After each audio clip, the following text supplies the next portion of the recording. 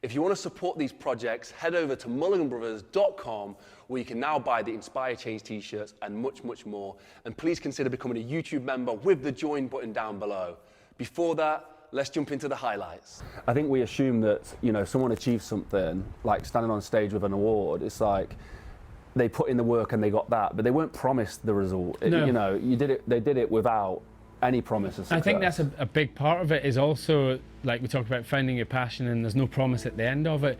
But if you can block out the noise, like if I'm sat looking at everyone else that does my type of work and looking at them and worrying in social media, I'm not putting in 100% into what I'm doing because I'm paying attention to what they're doing.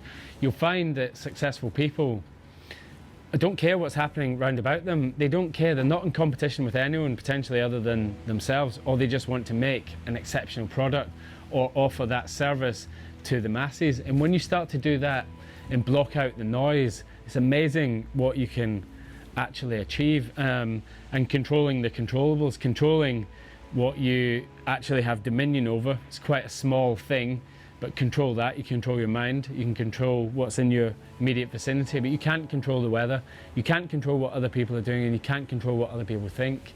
So stop trying to. Is there a single biggest thing that got you to this point? Good question. I would say if I was to look at everything and break it down into something very easy, it would be we become what we think about. It's just as simple as that. And if you're not thinking about anything, or if you're thinking shit thoughts, then that will be your life. Everyone is exactly where they are in life because of the decisions they have or haven't made.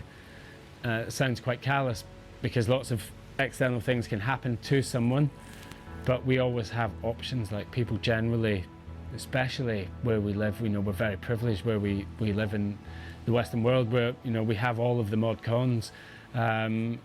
We have the privilege of making decisions and following them through. So I think the biggest thing that I can see looking back is that I knew what I wanted to be and what I wanted to do, and I just worked hard to get there.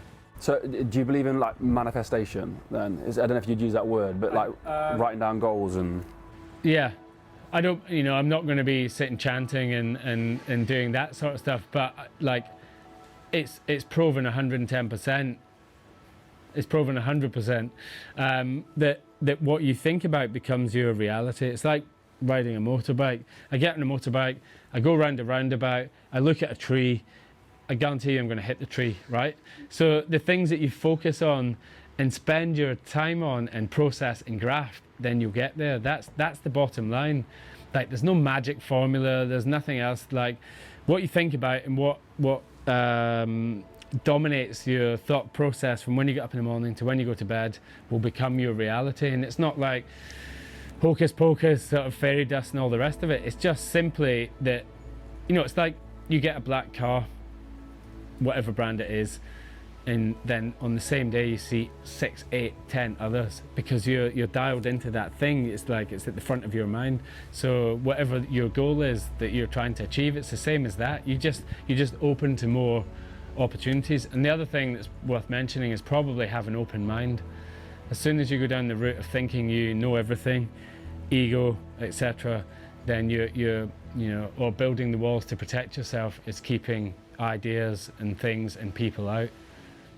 Mentally, physically, emotionally, maybe on a mission, like what's the biggest obstacle you've faced so far?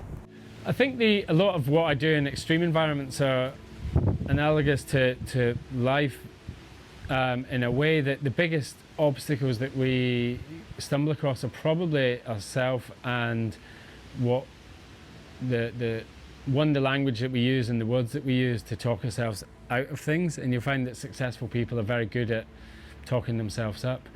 So I think one of the biggest obstacles for achieving anything is probably ourselves and that nagging voice that tells you you're not good enough. Certainly when you come from, I didn't come from a bad background, but I came from a background where nothing much is expected of anyone. And it's quite easy to drop back into that thought process. So yeah, I'm strict with myself and I'm forgiving with other people. How with that positive talk is like, if I say to somebody I'm ugly or I don't feel good about my body, nobody's going to be that bothered. But if you start to say I'm really handsome and feel great looking, they might jump in and say, well, hold on a sec. There's a fine line between. So how do you balance that fine line? The fine line is ego. Ego in my line of work will get you killed, right? That's the bottom line.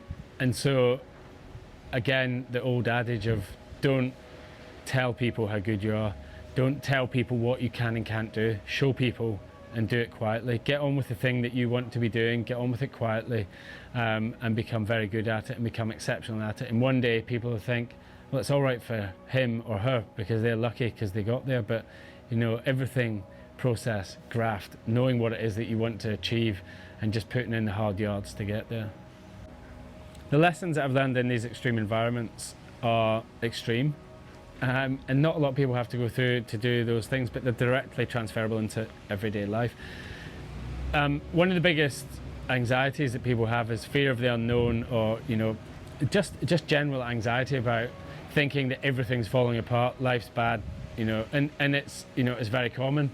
I would say the biggest thing that people can do in that situation is to probably two things. One is to write everything down that you're worried about. It makes such a difference to write problems down, physically, pen, paper, and write it down. And when you see that on a piece of paper, it then becomes quite easy, or working down.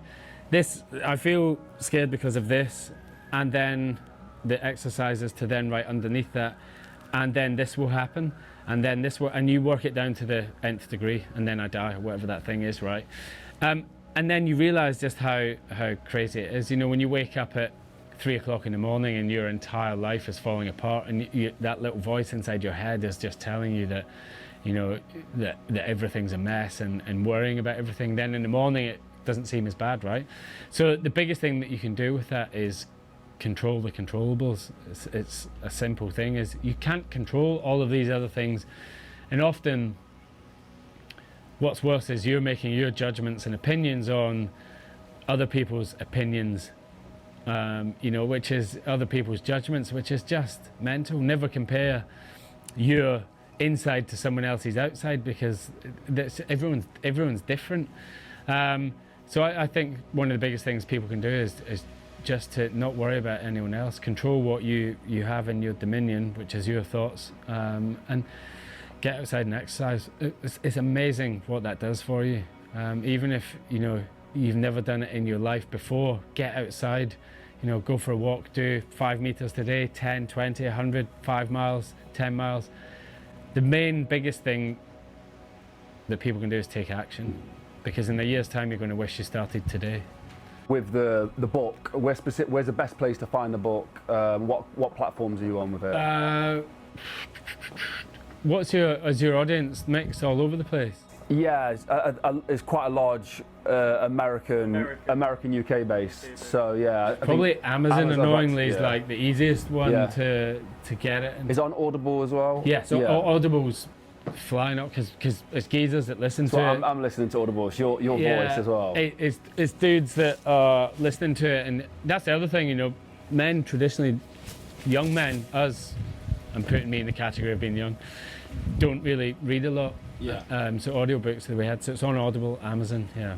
Yeah, and a large audience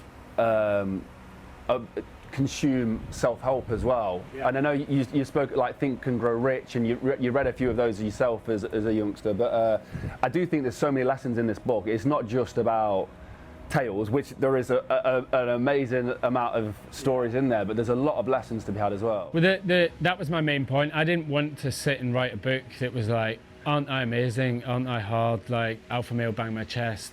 It was like, I've done these things, how can I help other people? Going back to what I said and throughout, is look at how you can help other people and how you can service other people, and that ultimately comes back round, to you eventually. Yeah, I don't read often, and I think one of the biggest criticisms on the reviews is that there's not enough chapters, and I definitely will be reading through this again. I say reading, I listen to it as well. Yeah. Social media, what's the best place to catch yourself? So I'm easy, at Aldo Kane, ALDOKANE on Twitter and Instagram. And I should say the books you don't read don't help. Right, okay. So, like, what sort of stuff do you get up to on Instagram? I'm not very good at doing the whole social media thing because I'm ancient, but I'm kind of like, I just post pictures of where I've been and what I've been doing. So we'll get to see where you are in the world. Yeah, so we just finished working with Will Smith this year, and then I've just finished doing a big series with James Cameron and BBC Studios, so there's loads of stuff from those expeditions on there. I should get round to doing motivational stuff on there, but I've kind of left that to the book.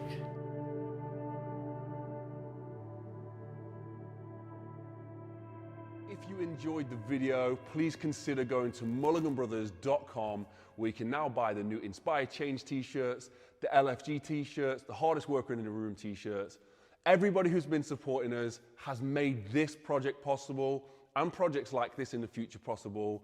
We cannot fly all around the world with our film crew and ourselves and do these interviews and documentaries without your support. So thank you very much. The support has been amazing and we appreciate it.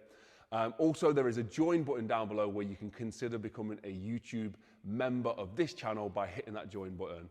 Thank you very much for watching. If you want to follow us on the behind the scenes stuff of our editor at Neith Mulligan, X on Instagram, or at Jordan Mulligan Brother for myself on Instagram as well, you can see what we get up to on a day-to-day basis. Thank you for watching. Have a blessed and productive day. Go inspire some change, and I'll see you in the next one. Peace.